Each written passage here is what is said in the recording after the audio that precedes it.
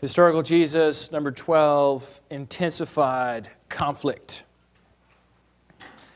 During his last week, Jesus spent his days in the temple courts, and he went at night to his friend's house in Bethany on the Mount of Olives.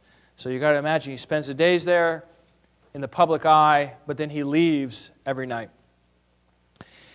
During this time, this last week of his life, everything we've seen about conflict in the past gets intensified. And now, different groups all take their shot at Jesus.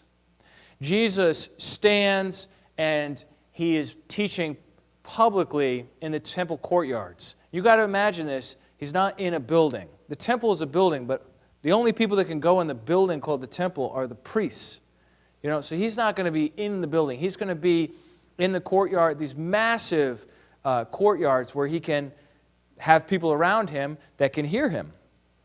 And so the first question they throw at him right after this demonstration in the temple is, by what authority, Jesus, by what authority are you doing this?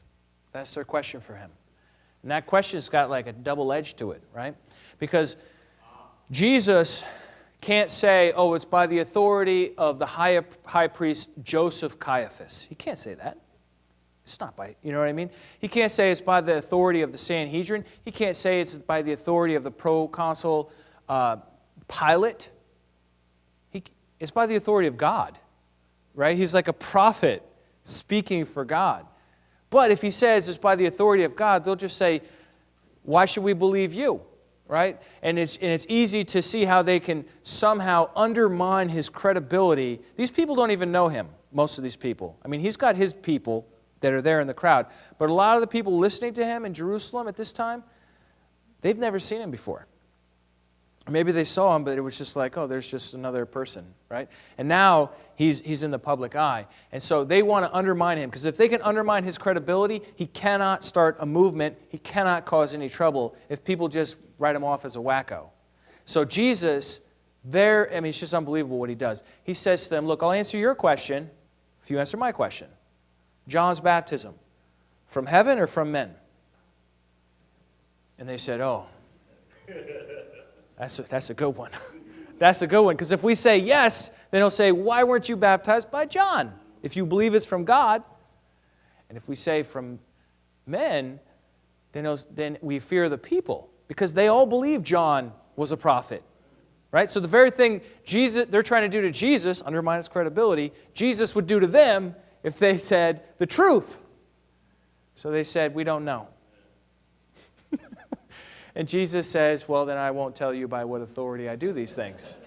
And I mean, just imagine, you just got to imagine the crowd. I mean, they don't know anything. They're just there to celebrate Passover. They're like, yeah, let my people go. Moses, Egypt, the whole celebration, right? And they're just seeing this, and they're just like, who is this guy? Did you see that? He just shut them up. Yeah. Nobody shuts these guys up. Who does he think he is? Right? And there's a lot of curiosity. Then they come at him. So that was the chief priests and the elders that brought that one. So these are the people that have the ability to arrest you, put you, in jail, and ask Pilate to kill you. I mean, and that's what Jesus, he shuts them right down. Then the next group comes up to him. There are three of these stumper questions. The second one is about paying taxes to Caesar. The Pharisees and the Herodians tried to entangle him. Now, the Herodians are the people that are associated with Herod Antipas of Galilee. He's the ruler up there, tetrarch of Galilee and Perea. And so they're politically motivated to deal with Jesus. And the Pharisees, they don't really care about Herod, but they care about his law, and they think Jesus. So you have this like the enemy of my enemy is my friend coalition going on here. And they sharpen up this question, they get it just right, and then they throw it right at Jesus. Right? And they ask him the question, teacher, and it's so funny how they started too. They try to butter him up. They say, teacher, we know that you are true, and you do not care about anyone's opinion.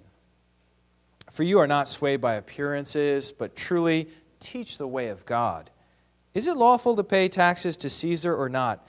Should we pay them or should we not? That's another good question, right? If he says, yes, pay your taxes to Caesar, he's just lost all the people. All the people hate paying taxes to Rome because Rome is an imposter nation. This is God's promised land He gave to Abraham, Isaac, and Jacob. This is the land of King David. Why are these dogs, these Gentiles, why are they here at all? I don't want to give them my money, right? So if you're the Messiah, you should have something to say about this, right? And the people don't want Him to say, yes, pay taxes. He loses his credibility with the people if he says yes. If he says no, they're going to go report him. He'll be arrested by dinner. I mean, that's all it takes to get arrested by the Roman government. All you have to do is go in a public place and say, I don't think we should pay taxes. Boom. I mean, you want to hit him in a sore spot, that's where you go. And so Jesus says, bring me a coin. Bring me a coin. Bring me a denarius and let me look at it. So one of them handed him a coin. Jesus looked at it and he says, whose inscription is this on the coin? Right? And then what do they say? Caesar's, right? This is Caesar's head on the coin. And Jesus says, render unto Caesar what is Caesar's, and when it's God, what is God's. It's the perfect answer. It avoids both pitfalls, both ditches on either side, and people can interpret it in different ways depending on how they hear it. And so they're just like, yeah, but, and there's no comeback. It says they marveled. They're just like, wow, I thought that question that would surely entrap him. Either way, we win, but somehow we lose again. And so that was the chief priests and the elders for the first question. That was the Pharisees and the Herodians for the second question. Jesus is like, come on, bring it on. Here comes the Sadducees. They're going to throw them their curveball, and Jesus is going to knock it right out of the park.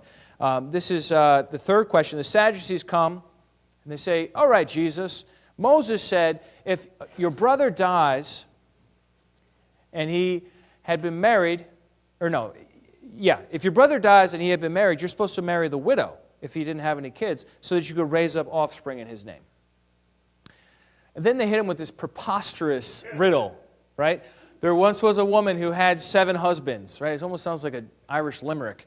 The first one dies, and then so the second brother marries the widow, then he dies, and the third one marries the widow, then the fourth one says, I don't know, it's such a good idea to marry this widow, but he does it anyhow. No, I'm just kidding. And right down to the 7th one, and they all die, and then the widow died last. She was a widow 7 times over. Whew. Yeah, this hypothetical. And the whole purpose of this is the Sadducees don't believe in resurrection. And so they're trying to deal with Jesus on that. They're trying to prove that resurrection is dumb. And you shouldn't believe in it because it contradicts the law of Moses. The law of Moses says a brother should raise up offspring for his brother who died. And so Jesus is dealing with this, and this is his response.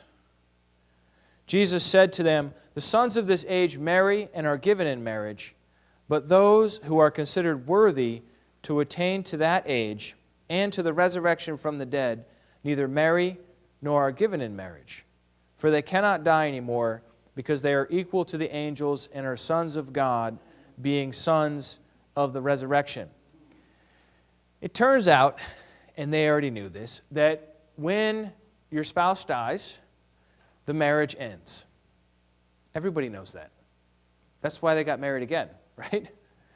And so the only way for the Sadducees' preposterous riddle to actually be a problem is if you were still married in the resurrection to the person whose marriage you ended with when you died, right? And so, in other words, you would have to get married in the resurrection. Do you see what I'm saying here? Because when somebody dies, the marriage ends. Whether it's you or the other person, that ends the marriage. So in order for this to be a problem, they'd have to get remarried in the resurrection. And Jesus says they don't get married in the resurrection. Nobody's marrying or being given in marriage in the resurrection. We're like the angels. So it's like, this isn't even, Jesus is like not even breaking a sweat here. He's just like, do you realize that the answer is in the question here, people? And then he goes on to make his point in verse 37 here, but that the dead are raised, even Moses showed in the passage about the bush, where he calls the Lord the God, He calls the Lord the God of Abraham, the God of Isaac, and the God of Jacob. Now, he is not the God of the dead, but of the living, for all live to him. Then some of the scribes answered, Teacher, you have spoken well. They believed in the resurrection. They liked that answer. The scribes love it when you quote the law. For they no longer dared to ask him any question. So, to help with this a little bit, I want to quote Anthony Buzzard. He writes, the logic of Jesus' argument was simply that since Abraham, Isaac, and Jacob had long been dead, there must be a future resurrection to restore them to life, so that their relationship with the living God could be resumed and they could receive what the covenant had guaranteed them. On no account is Jesus' answer to be used as a justification for believing that the patriarchs were already alive. The issue between Jesus and his opponents was whether there would be a future resurrection. Jesus argued that the covenant would fail if the patriarchs were left in their graves. For God to be God of the living, the patriarchs must rise to life again in the future resurrection. And so Jesus is pointing to this statement in Exodus chapter 3 where God speaks to Moses, and God identifies himself as the God of Abraham, Isaac, and Jacob. Abraham, Isaac, and Jacob have been dead for centuries by the time Moses comes around, right? And so Jesus is using that to make the case that God, from his perspective, or however you work it out, is going to have to raise them from the dead. He's using it to defend resurrection in order for this statement to work out and to be true. It's a bit of a curious saying of Jesus, and I don't fully understand it, but I understand the point of it, and the point of it is to defend or give proof from the Bible for his belief in resurrection to the Sadducees. Now, what happens next? The scribes are there, other people are there, everybody's listening in. They're just like, what's he going to say next? You know, what's he going to say next? And the scribe's just like, wow, that was really good. That was really good. So the scribe asks an honest question. So we had 3 stumper questions, and now the scribe comes up to him, this one scribe, and asks him an honest question. And his question is not a stumper question. It's just to see what Jesus had to say on this one issue here. And the question he asks is, which commandment is the greatest of all? You're a scribe, you're into reading Scripture. According to some counts, there are 613. Which one is the greatest?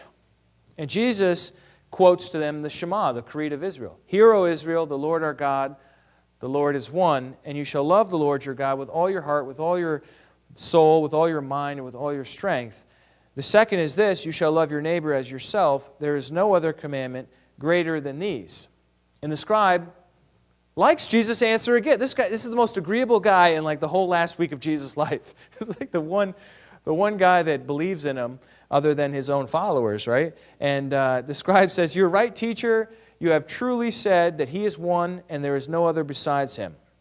And then Jesus goes to say to him, you're not far from the kingdom of God. And he just kind of leaves it there. We don't know what happened next or whether or not the scribe became a follower or if he believed in him or not. But we do know they agree on the definition of God as a singular individual. The scribe had said, he is one, and there is no other besides him. The word he is a singular personal pronoun, and thus it indicates a singular person as God, as opposed to a plural or plurality. They agree on humanity's duty also. What's humanity's duty is to love God with everything and then love your neighbor as yourself. And this is the one positive interaction Jesus has in this public scene. Then Jesus turns the table on him. He goes on the offensive and he gets his stumper question ready and throws it at them. And that's when Jesus asks them the question, what do you think about the Christ? He's talking to the Pharisees in this scene. What do you think about the Christ? Whose son is he? Whose son is the Messiah? What do you guys think? And the Pharisees say, the son of David. And then Jesus says, he said to him, this is Matthew 22:43, how is it then that David in the Spirit calls him Lord, saying, the Lord said to my Lord, sit at my right hand until I put your enemies under your feet. If then David calls him Lord, how is he his son? And no one was able to answer him a word, nor from that day did anyone dare to ask him any more questions. So you got everybody asking Jesus their stumper questions, their riddles, and he's answering them effortlessly. And now he gives them one of his own, and they're just like, what? Because in their mind, the Father's always greater than the Son, right? And so the patriarchs are always greater than anyone who's living in that day. And so David, if the Messiah is the son of David, why does David call the Messiah Lord? Doesn't make any sense. How could he call his son Lord, right? It seems kind of strange. And so this is one of those that I wish we had a little bit more on, honestly, because Jesus doesn't explain it. I mean, that's the whole point, right, of being a stumper question is you don't explain the answer. So he just lets it hang there in the air. But I'm going to take a stab at it since I'm standing up here and see what you think. Now, there are some exceptions, of course, where fathers are greater than or sons are greater than their fathers. Kish, I wouldn't be surprised if you've never even heard of him. His son was Saul, though, the first and great king of Israel, right? Or Jesse, he was a good man, but David was the king, a man after God's own. So sometimes you could point to exceptions. But I don't think that's what Jesus is really doing here. His mother, of course, was a descendant of David. You know that, right? Mary was a descendant of David. And his father, well, that's another story, right, on his father. The demons knew who he was. Mary knew who he was. Maybe some of his inner circle knew at this time.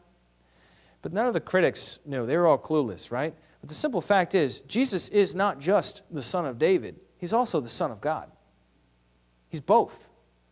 And so maybe he's trying to lead them towards that understanding. Maybe he's trying to give them a way to where their mind is going to really chew on something and process it and help them to conclude that he is more than just another son. There were sons of David that were running around in Jerusalem in that very temple area probably. But not other sons of God. I can tell you that much. Okay? And so that is, I think, what's going on there. And then, after these questions, we get to the parables against his enemies. And these are interspersed within the stumper questions. Everything is all lumped together. I'm just splitting it out so that it's easy for me to talk about right now. But interspersed in between, you have these parables. And I just marvel at the creative genius of Jesus to answer these. I mean, when you're in a stressful situation, you know how well your mind works creatively? Not well at all, right? You sink into like fight or flight mode and you can't really come up with anything whimsical. Jesus apparently did not have that problem because he would answer the toughest stumper question and then throw back at them a made-up story that would exactly hit them in the most convicting way. I love it. I think it's so cool. And so, of course, if you ask Jesus, he would say, these are not my own words. I'm just doing what the Father has told me, right? Because he had that incredible connection and humility, paradoxical submission. The first one here is in Matthew 21, where the Father, Jesus has just answered the stumper question about the authority. By whose authority do you do this? He answered that. And then he says, let me tell you guys a story. There was a father who had 2 sons. And the first son, he said, boys, I want you to go work in my vineyard. The first son said, no, I'm not working in the vineyard today, Dad. I'm not doing it. And then later on he changed his mind and he went and he worked. Right? That's the one I identify with.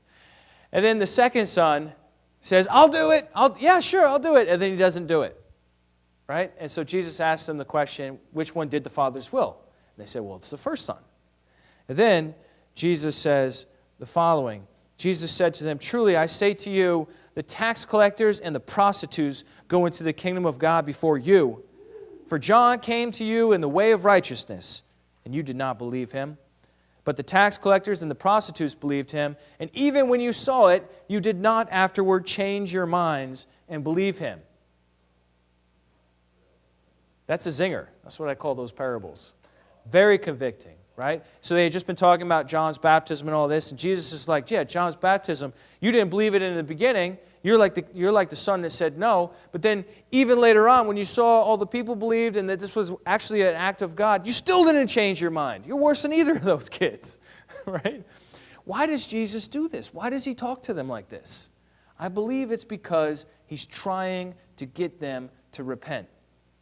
He's not just being mean, or he's not being mean at all. He's speaking truth, but it's designed to pierce the heart. But you cannot, nor could Jesus, force anyone to change. You just can't.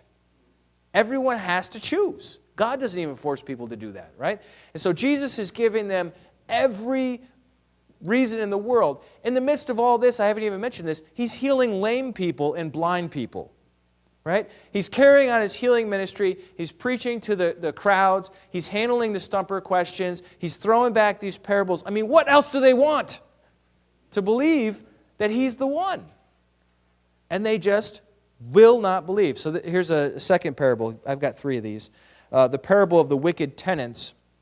Following right on the heels of this one, this is a guy who owned a vineyard, and he rented it out to some tenants, and he sent some servants, and they beat up some servants, and they treated them shamefully, and they even killed some servants. And then the owner says, well, I'll send my son, they'll respect my son. And what they say is, when they see him coming, they say, oh, this is the heir. Come, let us kill him and have his inheritance. And that's what they do. And Jesus asks the question. I love how he does it. He asks the question. He doesn't just tell it to him. He asks the question. What do you think he's going to do when he comes? What do you think the owner's going to do when he comes? And this is what they say. This is what they say to Jesus. He will put those wretches to a miserable death and let out the vineyard to other tenants who will give them the fruits in their seasons. Unwittingly, they've just condemned themselves. That's them. They are the wicked tenants. They are the ones responsible for caring for God's vineyard, for his people. And instead of accepting the prophet John, they've rejected the prophet John. Instead of accepting the Son himself, they're just a few days from now going to be shaking their fists saying, crucify him, crucify him. They are exactly those people. Jesus isn't doing this to be cute, and he's not doing it to show off. He's trying to reach them. I believe he's trying to reach them, and that's why he hits them with this. And it does not work. And then he goes on, he talks about the stone which the builders have rejected. He quotes some more scripture to them, and this is their response. When the chief priests and the Pharisees heard his parables, they perceived that he was speaking about them. Yeah, duh, right? And although they were seeking to arrest him, they feared the crowds because they held him to be a prophet. We saw last time how they were hanging on his words. You know, it's like, just imagine like seeing this guy in action, and they have no idea who he is, and they're just, did he just say that? He was talking about them? Do they realize he's talking about them right now? And how everyone must have been so amazed by this. And then he told the story about the wedding banquet. A king gave a wedding feast for his son, and he invited all these people, all these fancy people, all these authorities, all these leaders, all these hotshots. And not only did they not come, but they beat up his servants who gave the message. He even killed some of them. I mean, I love these parables because they're so extreme, right? Really gets your attention. And then the king says, you know what, I'm going to open up the invitation. I don't care who comes. Just grab anyone with a heartbeat and bring them in to this wedding. Because I'm going to have this wedding for my son, and there are going to be people there. I don't care what people they are, just get people there. And so that's what they do. And then and so what is the point of this parable? The point of this parable is that the Pharisees were invited to believe in God's Messiah, to join in that marriage celebration, if you will. But they did not. However, these, off-scouring of society, the tax collectors, the prostitutes, the sinners, they received Jesus gladly. They're like, oh yeah, I believe in you. Right? So that's another story that's showing them, you could say that directly. And Jesus does actually speak to them quite directly after this. But when you tell a story like this that really just brings it home at the end like that, I think it really does hit you in the heart more. Sadly, even such razor-sharp and convicting parables could not penetrate the hard hearts of these people.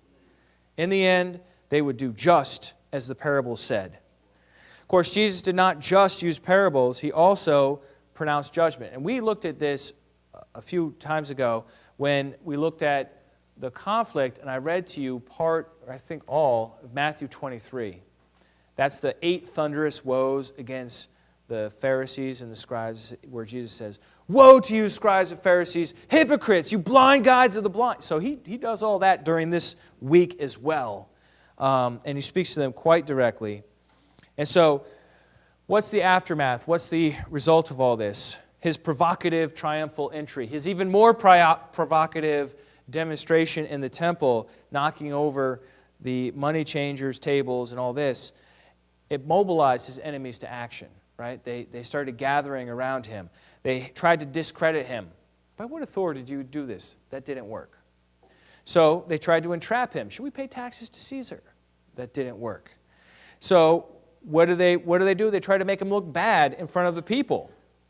And what does Jesus do? Makes them look bad in front of the people. No matter what they try, no matter what they throw at him, it does not work. And these guys, this is like the New York City of Judaism. You know what I mean? Like these are the sophisticates, the people with the education, the people that have authority and think they're so great. That wasn't really a nice description of New York City, but whatever. New York City is great. But the people in Jerusalem, these are the hot shots of their society, right? They wouldn't be living out in the country somewhere. They're living here in the city, and they are dealing with this Galilean preacher with probably a Galilean accent from the country, and he is just whooping them right in front of everybody. And but then the people that, you know, the chief priests, the Herodians, the Pharisees, the scribes, they didn't like that. But the people, they loved it.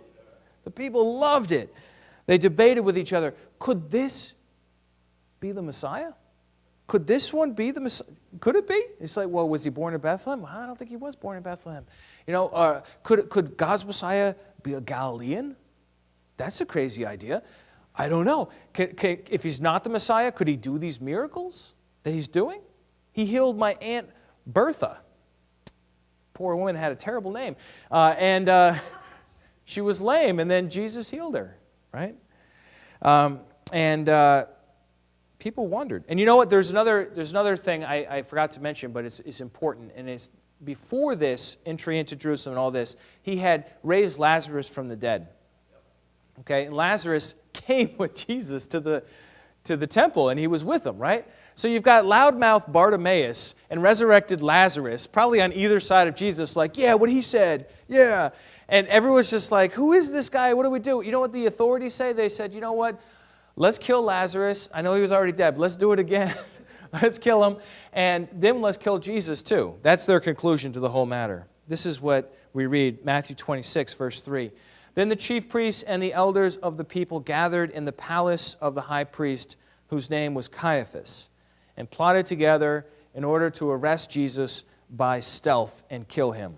But they said, not during the feast, lest there be an uproar among the people. And I think you kind of understand that a little bit better now that I went through some of those incidents before and after the time of Christ where there were uproars among the people. So they continued, but Jesus is like, all right, I'm just going to keep preaching. Jesus is bold. Jesus is out there. Jesus is public. He is claiming to be the Messiah in every way he can. We read, nevertheless, many of the authorities believed in him during this time. They believed in him, but for fear of the Pharisees, they did not confess it, so that they would not be put out of the synagogue, for they loved the glory that comes from man more than the glory that comes from God. They were going to have to wait, these authorities. They were going to have to wait and hatch a plan to whisk him away when he was alone. But where did Jesus stay? They didn't know where he stayed. When could they get him? When he wasn't surrounded by people. If only they had an insider, one of Jesus' own circle, that could point out a time and a place when they could grab him without all the people finding out about it, right? And that's what we'll look at in the future. But for next time, before we get to Judas, we need to talk about the end of the world. So Jesus talks about the end of the world during this time. So we're going to talk about the end of the world. And then we'll talk about the Last Supper. All right? Thanks for coming. You've got to imagine this. He's not in a building. The temple is a building, but The only people that can go in the building called the temple are the priests. So he's not going to be in the building. He's going to be in the courtyard, these massive courtyards where he can have people around him that can hear him. And so the first question they throw at him right after this demonstration in the temple is, by what authority, Jesus, by what authority are you doing this? That's their question for him. And that question's got like a double edge to it, right? Because Jesus can't say, oh, it's by the authority of the high priest Joseph Caiaphas. He can't say that. It's not by, you know what I mean? He can't say it's by the authority of the Sanhedrin. He can't say it's by the authority of the let my people go. Moses, Egypt, the whole celebration, right? And they're just seeing this, and they're just like, who is this guy? Did you see that? He just shut them up. Yeah.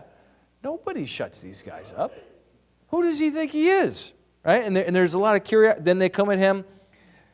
So that was the chief priests and the elders that brought that one. So these are the people that have the ability to arrest you, put you, in jail, and ask Pilate to kill you. I mean, and that's what Jesus, he shuts them right down. Then the next group comes up to him. There are three of these stumper questions. The second one is about paying taxes to Caesar. The Pharisees and the Herodians tried to entangle him. Now, the Herodians are the people that are associated with Herod Antipas. I'll answer your question if you answer my question. John's baptism, from heaven or from men? And they said, oh, that's a good one. That's a good one. Because if we say yes, then he'll say, why weren't you baptized by John? If you believe it's from God. And if we say from men, then we fear the people. Because they all believe John was a prophet. Right? So the very thing they're trying to do to Jesus, undermine his credibility, Jesus would do to them if they said the truth. So they said, we don't know. And Jesus says, well, then I won't tell you by what authority I do these things. And I mean, just imagine, you just got to imagine the crowd. I mean, they don't know anything. They're just there to celebrate Passover. They're like, yeah, Consul Pilate, it's by the authority of God. Right? He's like a prophet speaking for God. But if he says it's by the authority of God, they'll just say, why should we believe you? Right? And it's easy to see how they can somehow undermine his credibility. These people don't even know him, most of these people. I mean, he's got his people that are there in the crowd. But a lot of the people listening to him in Jerusalem at this time, they've never seen him before.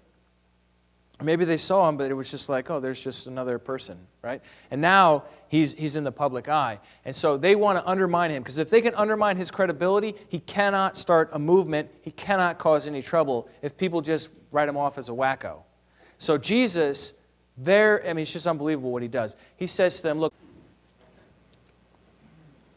historical Jesus, number 12, intensified conflict. During his last week, Jesus spent his days in the temple courts, and he went at night to his friend's house in Bethany on the Mount of Olives. So you got to imagine he spends the days there in the public eye, but then he leaves every night. During this time, this last week of his life, everything we've seen about conflict in the past gets intensified. And now different groups all take their shot at Jesus. Jesus stands and he is teaching publicly in the temple courtyards.